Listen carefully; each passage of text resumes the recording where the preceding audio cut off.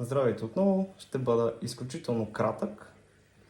Днес качих видео, което беше наименувано без оправдание за здравето на рибите и съответно колко време ще отнеме на едно почистване и то детайлно с смяна на вода и така нататък.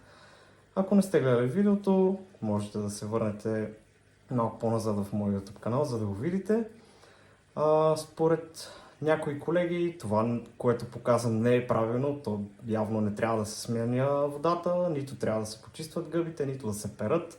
Когато ги пера с водата от аквариума, казват, че не е правилно, други пък казват, че трябва да бъде сладка вода, пък други, че въобще не трябва да ги пера, трябва да правя тестове преди смяна на водата, което винаги го правя. След смяна на водата не би трябвало да правя тестове. Аз не намирам логика в това нещо. Другото, което е, че растенията ми са били малко. Добре, аз пак казвам, не твърдя, че знам прекалено много или адски много. Ще напомня идеята на моя YouTube канал. Това е просто